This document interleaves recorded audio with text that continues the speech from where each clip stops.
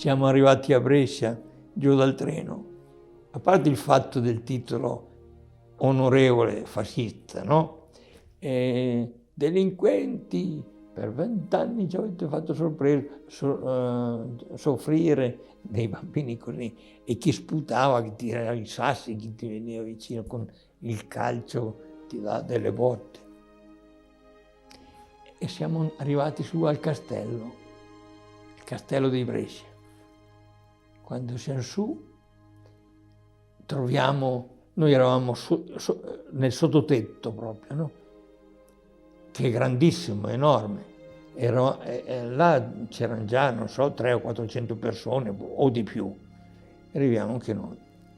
Ma noi eravamo già in squadra, perché non eravamo più noi due. La caserma, quando l'hanno votata, era già pieno. Quando noi siamo andati a prendere il treno si è riempito di prigionieri fascisti che c'erano. E siamo arrivati lassù e ci hanno dato il benvenuto con tutto quello che avevano in mano. Avevamo uno scalone da andare su, mi viene da ridere adesso, ma se penso alle volte che ho preso non c'è da ridere. Faccio lo scalone per andare su, ma perché non mi viene da ridere? Ma perché avevo 16 anni, 17.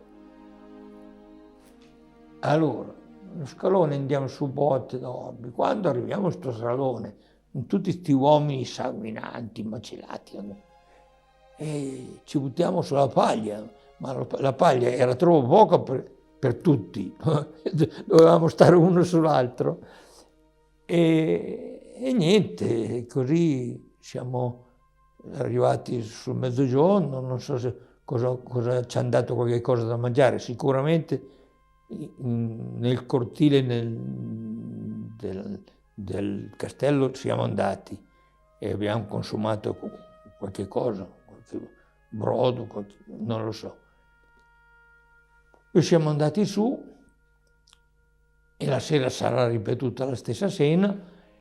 Invece la mattina, come dopo tutte le mattine succedeva, veniva un certo Tito, era uno con tutti i fazzoletti rossi che c'erano in Italia, li aveva addosso lui. Tito di Sant'Eufemia veniva su con la squadra, non so se venivano su in 10 o in 20, ma tanti erano. Chi andava a destra, chi andava a sinistra, dava l'attenti, e noi uno schiacciato, se non uno dietro l'altro, passava con tutto quello che poteva passare, ma soprattutto dei manganelli che avevano, perché i fucili non avevano lo spazio da muovere per prendere la forza, anche colpi di fucile, però erano pochi, avevano più delle armi corte per certe bastonate qui tra capo e collo, che proprio ti faceva piegare la testa. Di botte ne ho prese tante, ma minacce di fucilazione no. C'è stato solo una volta che sono saltato sul tetto, perché sapevo che là, eravamo in 3, sapevamo che là si poteva trovare da mangiare e abbiamo tentato di rubare. Ma come siamo arrivati sul tetto, qualcuno ha visto e ha sparato. Sentivi queste pallottole che ti fischiavano nelle orecchie, siamo tornati indietro. Lei sa benissimo da che parte sono, ero e sarò sempre, perché finché questo batte, fa funzionare questo, cioè il cuore batte e il cervello lavora, io avrò sempre la mia fede. Prima per i miei camerati caduti, poi dopo per la patria. Prima per loro, perché loro hanno sacrificato la vita sperando in un domani migliore, avendo fiducia negli ufficiali, avendo fiducia. Invece più vado avanti con i giorni, più penso che i nostri ufficiali, noi eravamo bambini, gli ufficiali erano gente che aveva fatto l'accademia, non erano dei novellini, e certe cose dovevano prevederle. Dopo il nostro entusiasmo era così grande che gli ufficiali ne hanno approfittato, cioè hanno detto: se vuoi fare. Allora, c'è un'azione giusta come il Mortirolo, una giornata vanno una squadra all'attacco, la prima squadra che ho detto prima, va, trova la nebbia, è avvantaggiato, va su, ma lì rimangono tutti là. Il camion va giù, con il tenente va giù per prendere il resto della compagnia e le dice qui ragazzi là, questo è scritto su un libro, non vorrete mica lasciare i vostri camerati lassù che li hanno trucidati senza vendicarli. Allora dice il libro, erano stanchi e il tenente gli ha detto so che siete stanchi, so che non avete più la forza per fare un movimento, però non potete lasciarli là. Sono stati costretti a questo punto ad andare su, combattere sul Mortirolo e lì trovarsi scoperti prima hanno resistito con dei mortai, con delle mitragliatrici, c'è stato un piccolo conflitto, perché loro non erano riparati, mentre invece gli altri, come ho detto prima, erano dietro delle fortificazioni, anche dietro un sasso bastava, ma in mezzo alla neve l'individuo è nudo. Infatti il fuoco incrociato sono morti tutti.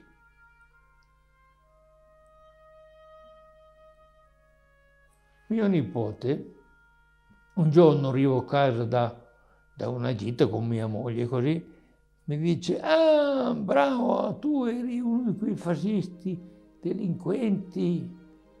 Come delinquenti? I fascisti sono tutti delinquenti, perché vai a parlare con un comunista ti dice che...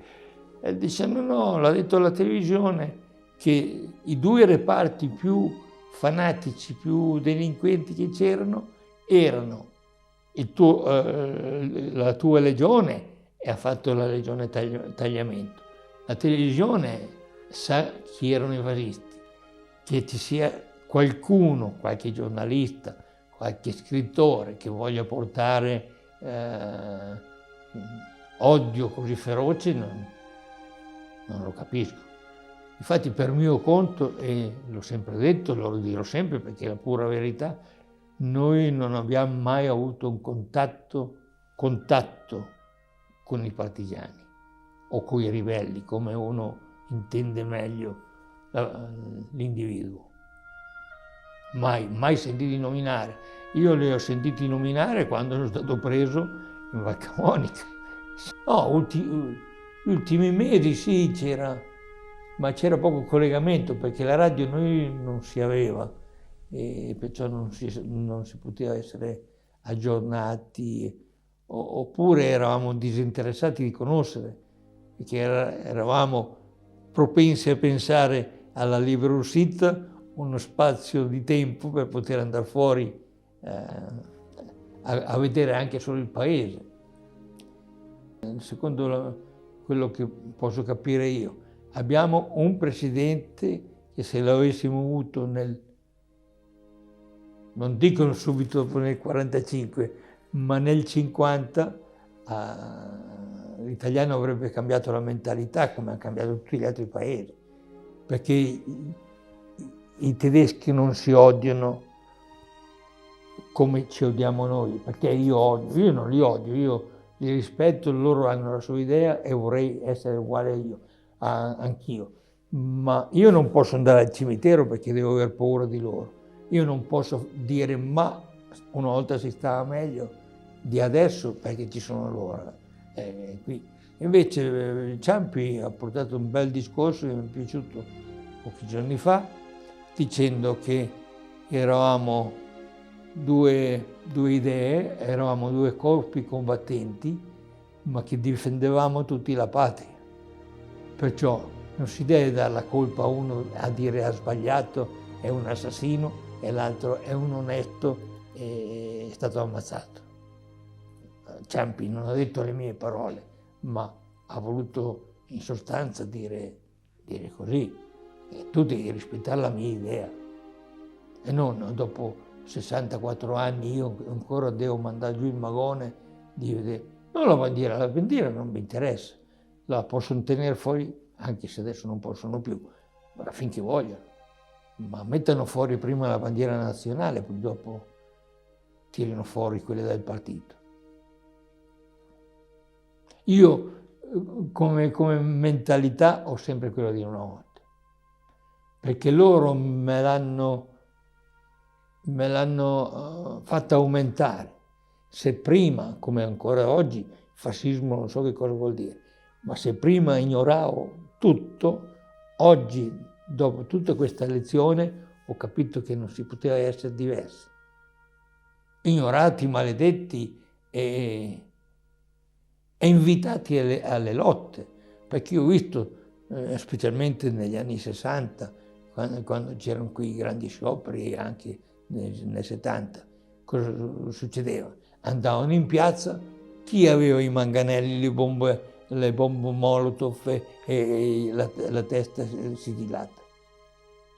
Se c'erano dei ragazzi dalla mia parte, della mia età, non credo che ce ne sarà stato qualcuno, perché non voglio dire che da noi ci fosse il fanatico disonesto che abbia fatto. No, voglio metterli anche nella mia parte, ma loro che avevano vinto la guerra, dimostrami come hai fatto a vincere. Oppure ho ragione io quando penso che la guerra l'ha vinta i francesi, che non hanno vinto la guerra perché l'hanno presa prima di noi, gli inglesi, gli americani e i russi.